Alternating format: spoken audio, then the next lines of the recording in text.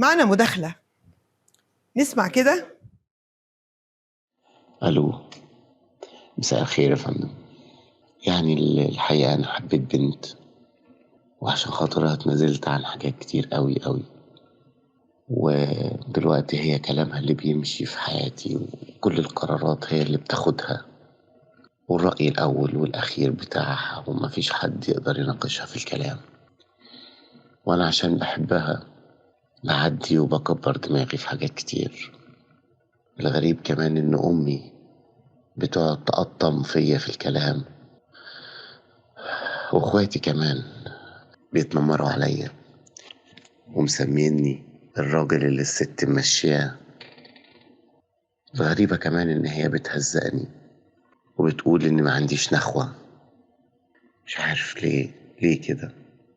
وبقت عايشة مع أصحابها، رجالة وستات، وأنا للأسف ماليش أي لازمة، مركون على الرف تماما. أنا شغال بس أجيب فلوس للبيت وخلاص.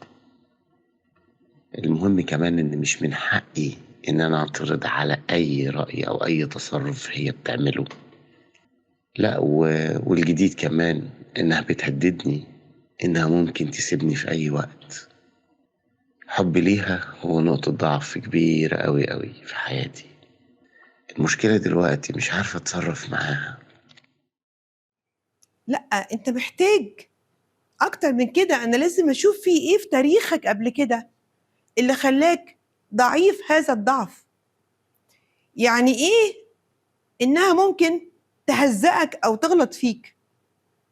على فكرة، احنا لازم يكون عندنا مبدأ ان ما اتخلقش اللي يهزقنا، فاحنا ما بنغلطش عشان ما نتهزقش.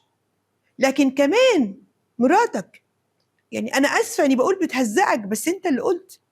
ازاي بتقبل ده اساسا؟ وعلى اساس ايه؟ وطالما وتتنازل ليه؟ يعني ايه ابدا رساله اقراها بواحد بيقول انا اتنازلت عشانها، او واحده بتقول انا اتنازلت عشانه؟ بتتنازلوا ليه؟ احنا بنبدا العلاقه من غير تنازلات. احنا بنبدا العلاقه ان احنا الاتنين بندي عطاء غير محسوب، لكن مش تنازل غير محسوب. فانت من الاول هي استرخصت اللي انت بتديهولها. وانت عشان انسان كويس، على فكرة انت انسان كويس وطيب ومحترم، هي عمالة تدوس وعمالة تزيد. وهقول لك تاني، دي كانت عايزة واقفة من الاول. والنهاردة تقول لي اعمل ايه؟ اقول لك احتمال الطلاق يصلحها. مش دايما الطلاق بيبقى هو اللي بيدمر الزواج، لا. اوقات الطلاق وانها تجرب تعيش وتتحرم منك، وتنحرم من عطائك، وتنحرم من وجودك، تحس بقيمتك، ترجع كويسه. ان ما حسيتش، خدها الشر وراح، بناقص منها خالص. حاضر، عايزين فاصل، نطلع فاصل ونرجع تاني.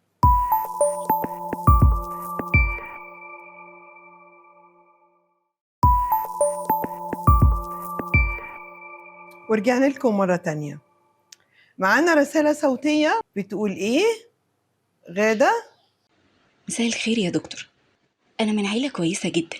لما حبيت ارتبط واتجوز، أنا اللي اخترت جوزي رغم رفض أهلي له، لكن مع إصراري وافقوا. للأسف اكتشفت بعد كده إنه بيتعاطى مخدرات، وتحت تأثير المخدرات كل حاجة كانت متاحة ومباحة، شتيمة وضرب وإهانة لأبسط الخلافات. ولأني كنت بحبه كنت بقبل اعتذاره كل مرة، لحد ما بدأ يهني قدام الناس كمان.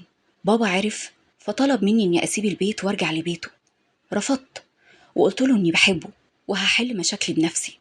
إخواتي زعلوا مني لما منعتهم يتدخلوا، قطعوني وقالوا لي مش هنكبرلك في حاجة تاني. ودلوقتي أنا عايشة كارهة كل حياتي، بس واخدة قرار إني أكمل عشان بحبه، ومش هعرف أعيش من غيره. حبيبتي، ده مش حب، ده إدمان. هو مش بس هو اللي مدمن على المخدرات، انت اللي مدمنة على أحلامك انت مصرة ان حلمك هيتحقق. عمره ما هيتحقق يا حبيبتي. انت بتحققي حلمك مع الشخص الغلط. حب ايه؟ حب ايه اللي انا بتبهدل واتمرمط وكرامتي بتروح فيه؟ حب ايه لما واحد ما يكونش بيحبني؟ حب ايه؟ ان شاء الله ما حبينا. حافظي على كرامتك وعلى ان شاء الله ما حبيتي. قطعي ايده اللي بيمد ايده عليكي ده وبتسامحي. يعني انت بتتضربي وبتسامحي واهلك يقولوا عايزين ناخدك تقولي لا، الا بقى اذا كان عندك مزاج في كده. يعني هي في ناس بتحب البهدله بصراحه، بس انا مش متخيله ان واحده في المستوى الاجتماعي بتاعك بتكون بتحب البهدله. حافظي على كرامتك. ولو عيلتك حقيقي ربتك على الكرامه، مش عارفه هي جت الكرامه عندك انت ونسيوا يدوها لك ولا ايه؟ لا، انت ما عندكيش كرامه، وكمان ما بيحبكيش. دي مش مرايه الحب عاميه، انت اللي عاميه. نشوف دلوقتي معانا رساله بتقول انها اتعرفت على شاب مكمل حياته تقريبا بره، وهو راجل وحيد و...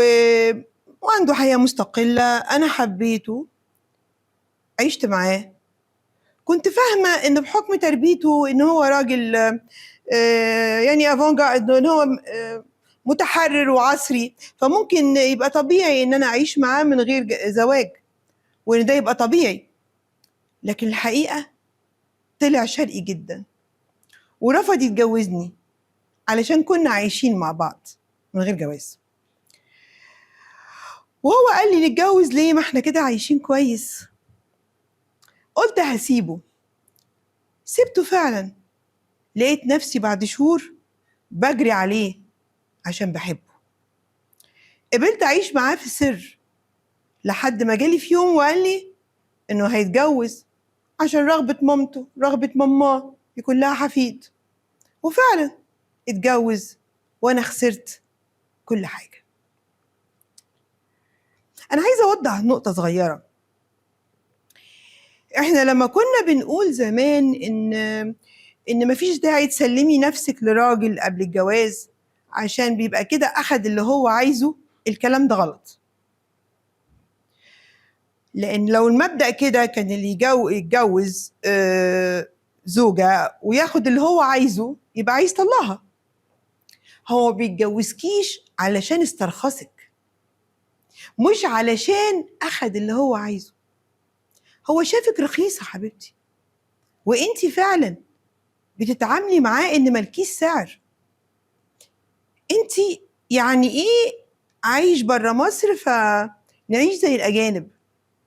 طب وهو أنا مش عايزة أتدخل في الدين ولا يعني أقول إيه، بس فين دينك، فين عاداتنا، فين تقاليدنا؟ طيب جربنا ده وغلطنا وربنا يسامح، قلنا نتجوز وقال مش هتجوز، احنا عايشين مع بعض وقبلتي وبعدين سبتيه ورجعتي. هو ده ايه؟ حب تعذيب ذات؟ ده مش حب أعمى. انت بتحبي تعيشي مظلومة، صدقيني ده مش حب أعمى. انت بتحبي تعيشي مظلومة، بتحبي تعذبي ذاتك. هي دي الحقيقة. أعتقد إنك محتاجة تبصي لنفسك صح أكتر من كده. لازم تاخدي موقف في حياتك، يا إما اللي جاي بكرة وحش قوي. بدأنا النهاردة إنه اتجوز، بكرة هيقفل السكة في وشك، يمكن يعمل لك بلوك، ولو كلمتيه أكتر من مرة يمكن يهددك. كده كفاية.